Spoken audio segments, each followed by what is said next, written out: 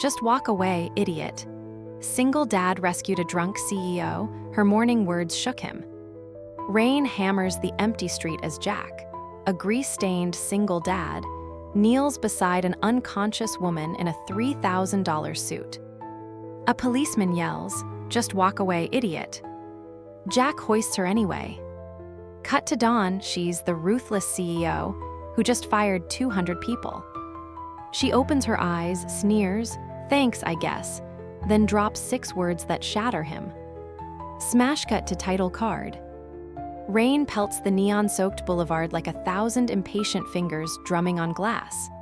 Thunder detonates overhead, flattening the city's midnight hum into a single, trembling heartbeat. Jack Henderson, 42, coveralls tattooed with grease, splashes through ankle-deep gutters, one hand shielding a flimsy pharmacy bag, the other clutching a dying phone. Its cracked screen blinks a cruel countdown. Home, Emma 10, asthma attack, missed calls. Battery, 3%. He pushes harder, boots slapping pavement. Every breath a prayer that he'll beat the clock sealed inside his daughter's tightening lungs. Ahead, brake lights flare.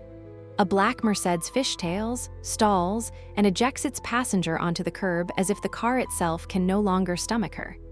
Sequins and silk meet concrete in an awkward sprawl. A champagne bottle rolls away, rattling like hollow laughter. Jack skids to a stop. The woman in the gutter tries to stand but collapses again, rain streaking mascara into jagged rivers.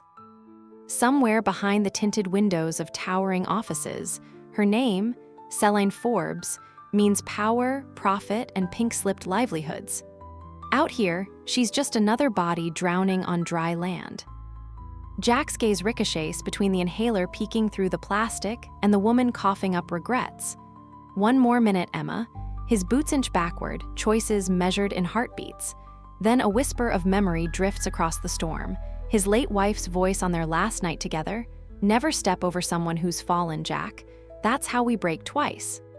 The memory lodges in his chest. He curses under his breath, seals the inhaler inside his jacket, and kneels. "Ma'am, can you hear me?" he asks, lifting her limp arm over his shoulder. She mutters something unintelligible. The scent of top-shelf bourbon slaps him harder than the rain. A police cruiser screeches to the curb, tires hissing. An officer leans out, eyes Jack's greasy coveralls. "Just walk away, idiot. She's not your problem." The words slice the night authority urging abandonment. Jack tightens his grip. "She is now," he growls, hoisting her into a fireman's carry. Sirens echo like distant warnings. Choose compassion, risk everything. Choose self-preservation, risk becoming someone he won't recognize in the mirror. He plants one boot forward, then another, trudging toward the faint glow of St. Vincent's ER. Lightning forks behind him, freezing the tableau, mechanic and mogul entwined in the storm's unforgiving spotlight, before the screen blazes white and the title slams into view. "Just walk away, idiot." Morning arrives hours earlier for Jack Henderson than it does for the sun.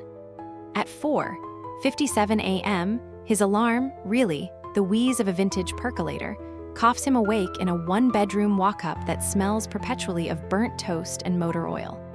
He swings his feet onto cracked linoleum, careful not to jostle the mattress on the floor beside his. 10-year-old Emma, curls splayed across her science fair poster board, still clutching a marker like a soldier fallen asleep on watch. Jack tucks a blanket over her small shoulders, then folds her inhaler prescription into his pocket with surgical reverence. One misstep and this sliver of paper could be the difference between tomorrow and never. The kitchen table is a battlefield of envelopes, red-stamped final notice, rent past due, utility disconnect scheduled. Jack flips open his wallet, $16, 3 of them in coins. He slides a 10 into the coffee can labeled Emma's college. The can his late wife started back when hope was measured in matching t-shirts and county fair funnel cakes. Today it jingles with less metal than a parking meter on Sunday.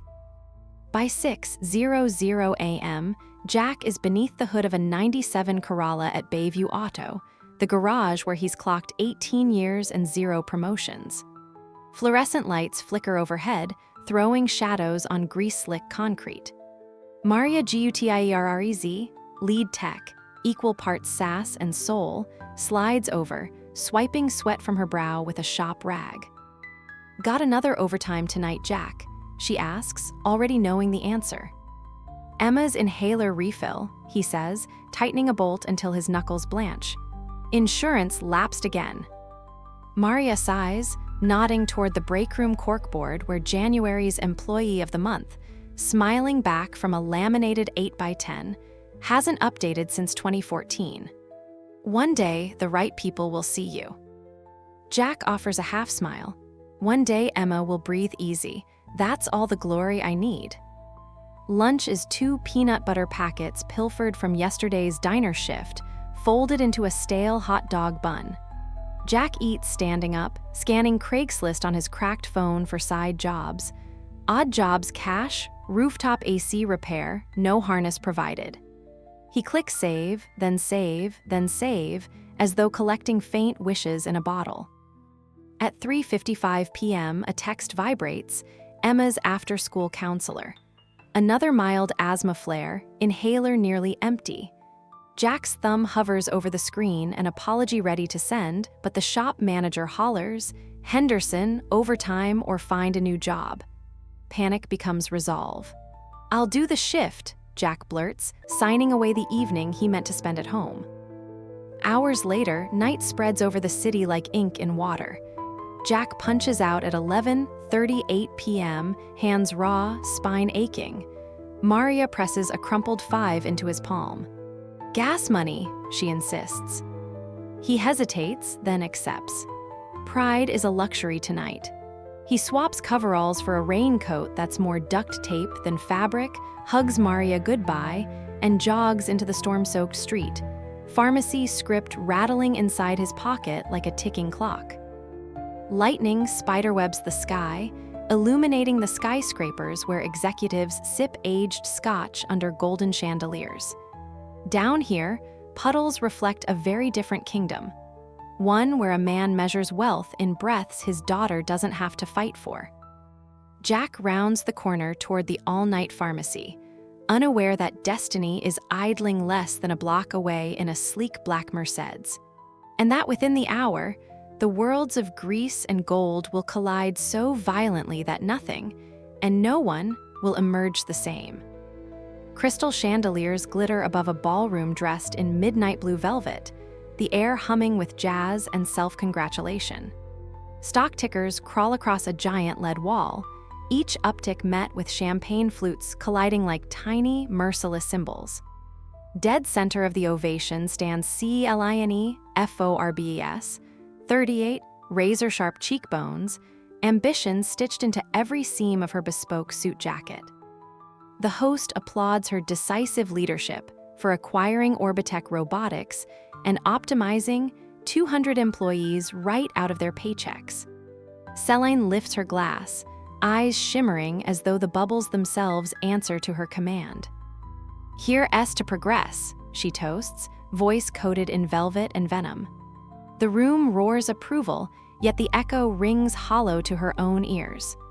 Progress, she thinks, tastes remarkably like 30-year-old Macallan and freshly signed severance papers. Minutes later, she slips into a private corridor, heels clicking like a metronome set to panic. She dials her father's old number, a reflex years out of date. Straight to voicemail. "It's done, Dad," she whispers. "I won again," but the victory sounds suspiciously like defeat. Her reflection in a lacquered wall panel looks back, eyes a shade lonelier than she allows in public view. She kills the call, drains the last of her scotch, and signals to her waiting chauffeur.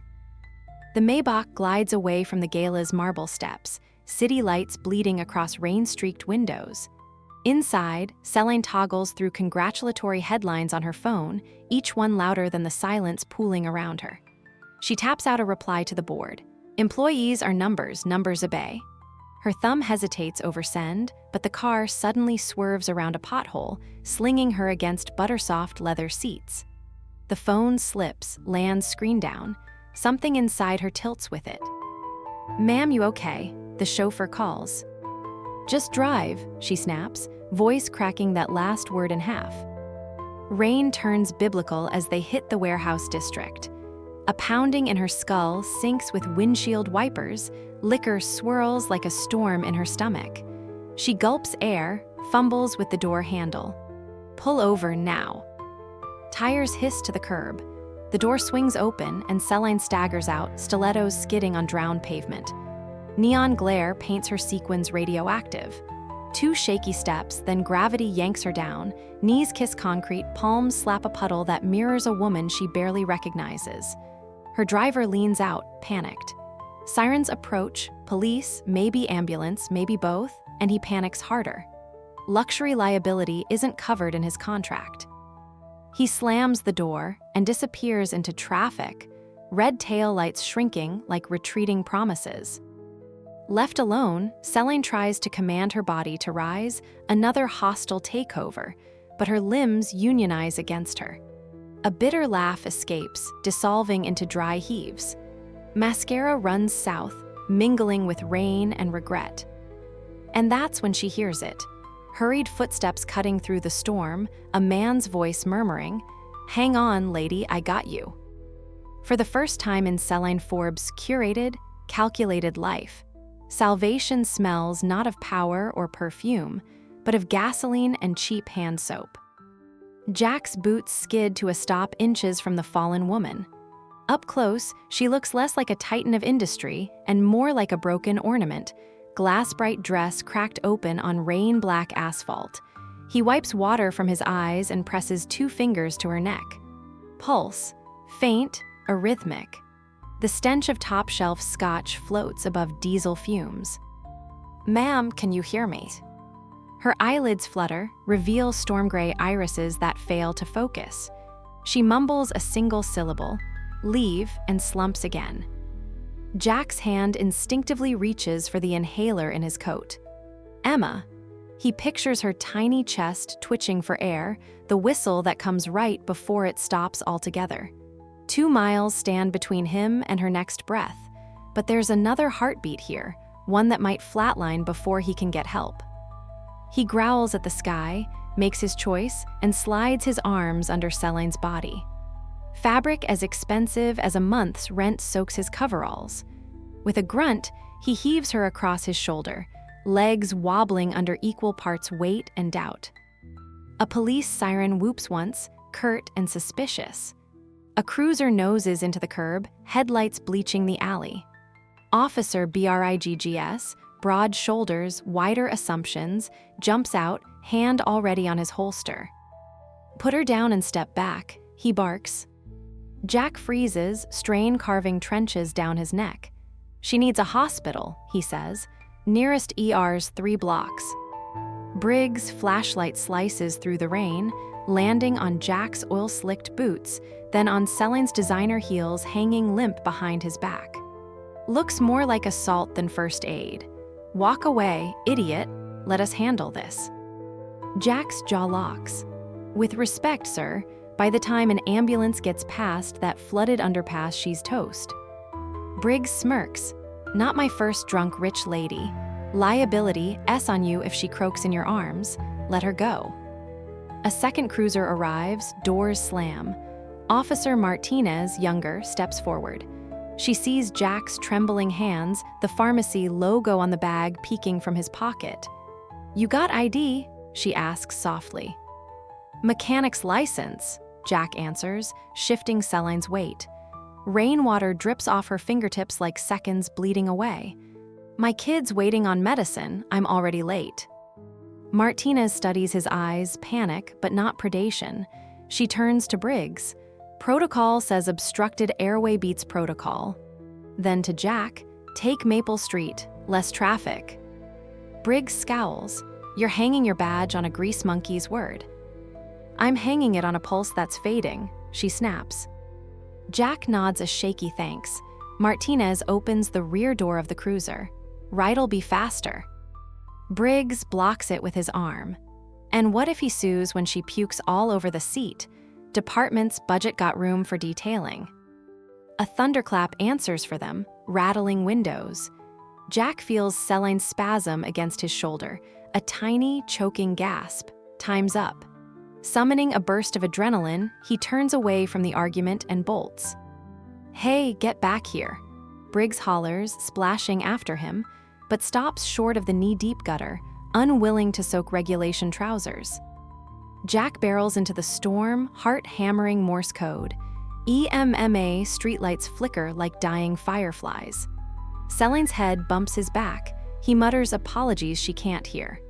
Waterlogged soles slap pavement in ragged tempo, mechanic versus mortality.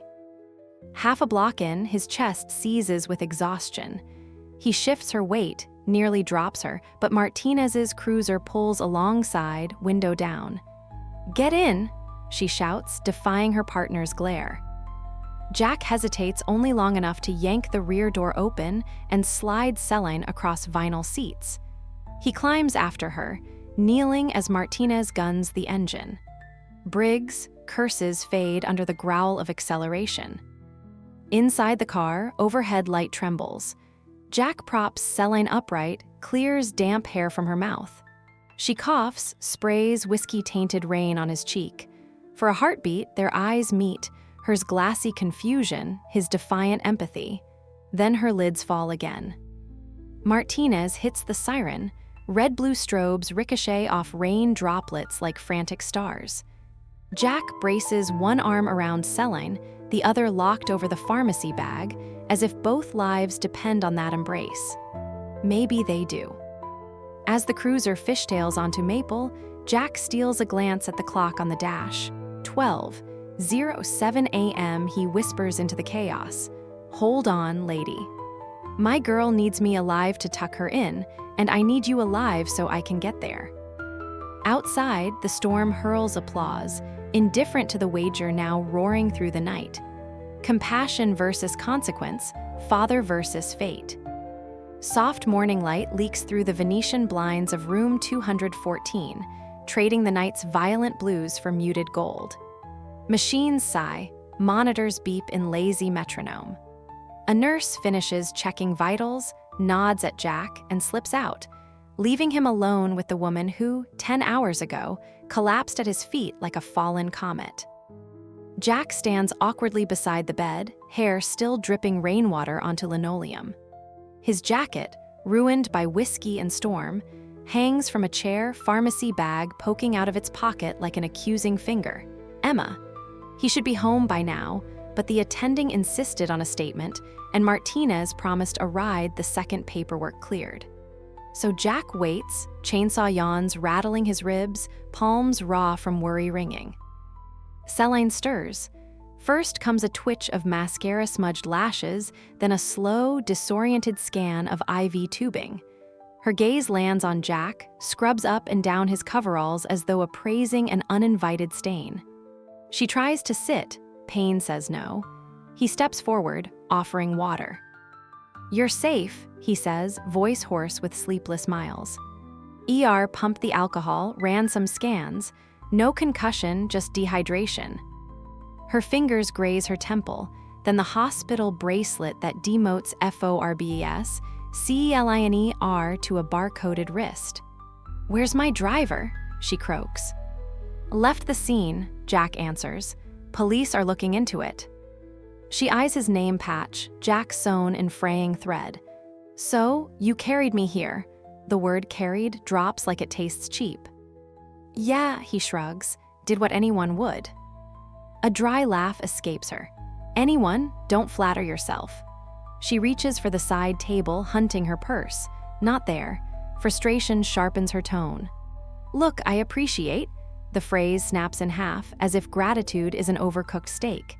She finally notices the hospital-issue plastic bag containing her soaked stilettos and phone. With a sigh, she fishes out a $20 bill, creased, damp, but passable, and flicks it toward his chest. Jack doesn't move. The bill clings to his wet shirt before flopping to the floor. "Take it," she orders. "Get whatever grease monkeys buy for breakfast." Jack stoops, picks up the bill, tries to hand it back. "Don't need your money, ma'am." "Then consider it a tip," she snaps, pulling the blanket higher as though to shield herself from his presence. Her eyes harden into boardroom granite. "And remember this," she leans in, voice silk over steel. "Stay in your lane, grease boy." 6 words, sharp as broken glass. Jack's face blanches, years of swallowed pride bubble behind his eyes. He pockets the 20 not for himself, but to stop it mocking him on the floor, then steps back, severing the invisible lifeline between them. "Get well," he whispers, turning away. As he exits, the sun finally crowns the city skyline, throwing a halo across the sterile floor. It follows Jack out the door, just enough light to show the fresh crack in a man who thought humility had already broken him as far as it could go. Rain has quit, but the dawn mist hangs like a bruise over Jack's side of town. Martinez drops him 2 blocks from his apartment. "Protocol," she says, "can't drive civilians home." Jack thanks her anyway, stuffs the crumpled 20 deeper into his pocket, and starts the uphill trudge, each step chewing what's left of his energy. 3rd floor hallway. Dim, peeling paint curls off the walls like tired petals. A stranger's cologne lingers. Landlord did his morning rounds. Jack's stomach knots. He fishes for keys, but the door swings open before metal meets lock. Mrs. Kowalski, white hair in rollers, gestures him inside, worry flooding her marble blue eyes. "Your little one had another spell," she whispers. "I used the spare key." Jack rushes past her. Emma lies on the sofa under a faded Star Wars blanket, cheeks ghost pale, her empty inhaler clutched like a spent cartridge. A humidifier hums at full blast. She manages a weak grin. "Dad, you made it." Guilt detonates in his chest. He kneels, smoothing curls from her damp forehead. "I'm here, Peanut, I'm sorry." Mrs. Kowalski hands him a mug of instant cocoa, then discreetly withdraws. The apartment door clicks shut, leaving silence thicker than grief. Jack studies the inhaler's plastic chamber, tiny, useless, deadly in its uselessness. He presses a kiss to Emma's temple and tucks the inhaler into his pocket next to Celine's 20, as if the 2 objects are in some awful conversation. On the counter, an envelope stamped in red, "Eviction Final Warning." Another sits beside it, "Past due medical." Jack's visions swim, letters morph into barbed shapes.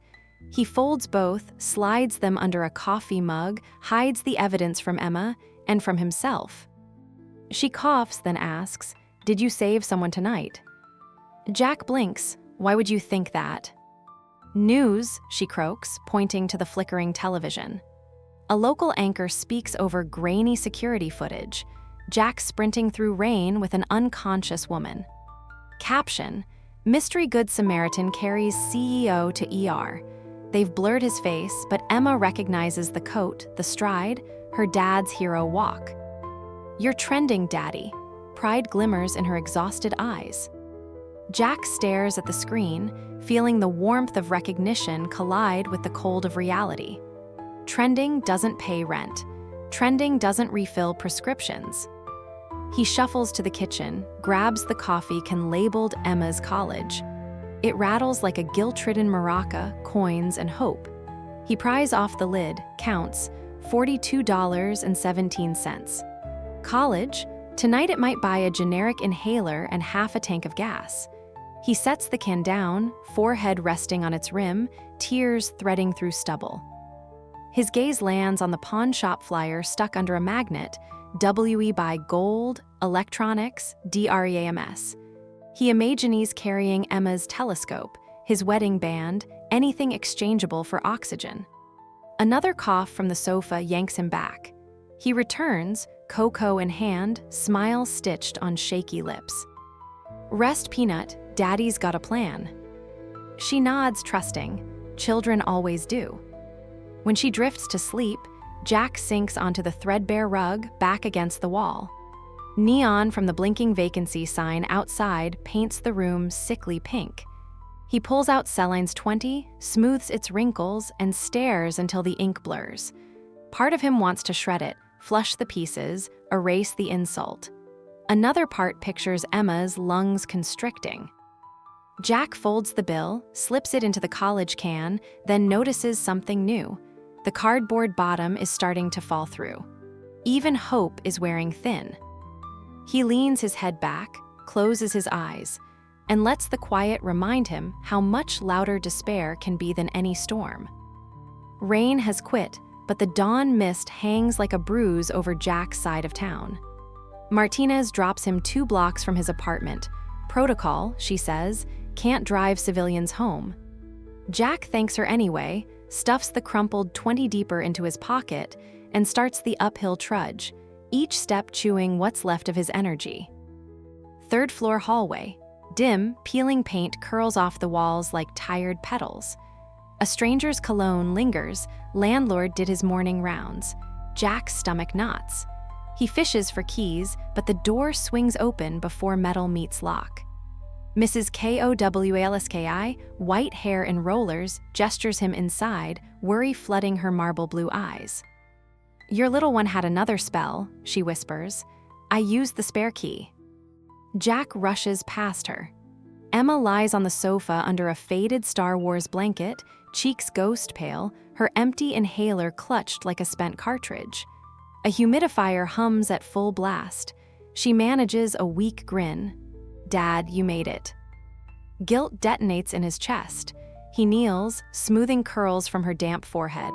"I'm here, Peanut, I'm sorry." Mrs. Kowalski hands him a mug of instant cocoa, then discreetly withdraws. The apartment door clicks shut, leaving silence thicker than grief. Jack studies the inhaler's plastic chamber, tiny, useless, deadly in its uselessness. He presses a kiss to Emma's temple and tucks the inhaler into his pocket next to Celine's 20, as if the 2 objects are in some awful conversation. On the counter, an envelope stamped in red, "Eviction Final Warning." Another sits beside it, "Past due medical." Jack's visions swim, letters morph into barbed shapes. He folds both, slides them under a coffee mug, hides the evidence from Emma and from himself. She coughs, then asks, "Did you save someone tonight?" Jack blinks. "Why would you think that?" "News," she croaks, pointing to the flickering television. A local anchor speaks over grainy security footage. Jack sprinting through rain with an unconscious woman. Caption: "Mystery Good Samaritan carries CEO to ER." They've blurred his face, but Emma recognizes the coat, the stride, her dad's hero walk. "You're trending, Daddy." Pride glimmers in her exhausted eyes. Jack stares at the screen, feeling the warmth of recognition collide with the cold of reality. Trending doesn't pay rent. Trending doesn't refill prescriptions. He shuffles to the kitchen, grabs the coffee can labeled Emma's college. It rattles like a guilt-ridden maraca, coins, and hope. He pries off the lid, counts, $42.17. College? Tonight it might buy a generic inhaler and half a tank of gas. He sets the can down, forehead resting on its rim, tears threading through stubble. His gaze lands on the pawn shop flyer stuck under a magnet, WE by Gold, Electronics, DREAMS. He imagines carrying Emma's telescope, his wedding band, anything exchangeable for oxygen. Another cough from the sofa yanks him back. He returns, cocoa in hand, smile stitched on shaky lips. "Rest, Peanut, Daddy's got a plan." She nods, trusting. Children always do. When she drifts to sleep, Jack sinks onto the threadbare rug, back against the wall. Neon from the blinking vacancy sign outside paints the room sickly pink. He pulls out Celine's 20, smooths its wrinkles, and stares until the ink blurs.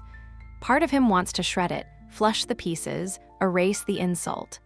Another part pictures Emma's lungs constricting. Jack folds the bill, slips it into the college can, then notices something new. The cardboard bottom is starting to fall through. Even hope is wearing thin. He leans his head back, closes his eyes, and lets the quiet remind him how much louder despair can be than any storm. A week later, the empty lot beside Bayview Auto has transformed into something bordering on magical. String lights zigzag overhead, Mason jars filled with socket wrenches double as centerpieces atop folding tables. A vinyl banner flaps in the spring breeze. Second Chance Auto Outreach, grand opening. Cameras jockey for angles. Former Orbitech employees, hairnets replaced by clean shop aprons. Cluster near a ribbon of red duct tape stretched between a rusty toolbox and a chrome fender. Celine steps to the plywood podium, no teleprompter, no corporate entourage, only the tarnished Colt lighter in her pocket for courage. Microphones bloom like inquisitive flowers. She inhales, then speaks, voice carrying past the crowd and into waiting cyberspace. 2 weeks ago, I believed bottom lines were the only lines that mattered. Then a stranger crossed one to save my life. She turns, gestures to Jack, who stands in coveralls freshly laundered, but forever stained, Emma perched proudly on his hip. The crowd erupts, hashtagged phones aloft. Celine continues, Jack reminded me that numbers don't clock out with severance packages, people do. Today, every employee displaced by my decisions has first refusal on training in our new mobile repair program. Full benefits, stock options, and thanks to a certain 10-year-old consultant, mandatory snack breaks. She winks at Emma, the girl waves her inhaler triumphantly. Laughter melts tension like sun on frost. Jack approaches the mic, clears his throat. I'm just a dad who didn't want anyone to stop breathing my kid, that lady, or the folks who lost their jobs. If you bring your car here and can't pay, we'll still fix it. Someone helped me once. Turns out pay it forward takes MasterCard, cash, or cookies. The joke lands, the mayor, stationed off to the side for photo ops, laughs loudest. Maria hands Emma a pair of oversized scissors. Together with Celine and Jack, she snips the duct tape ribbon. Air horns blare, engines rev in salute, and confetti fashioned from shredded eviction notices flutters like liberated doves. As the live stream rolls, millions watch power shake hands with humility and realize they're stronger braided than opposed. A single caption begins trending within minutes. When we fix what's broken in each other, everyone moves forward. Voiceover drifts across a slow-motion montage, Celine wiping grease from her brow beside newly hired techs, Jack sliding an inhaler into a free clinic's donation box, Emma, lungs wide open, racing her dad beneath a night sky now clear enough to reveal every fragile star. When titles rust and fortunes fade, what endures is the way we answer another person's gasp for air, whether it comes from lungs, a livelihood, or a lonely heart. Walk toward that need, not away. Because true success isn't climbing above others, it's lifting together until nobody left on the ground.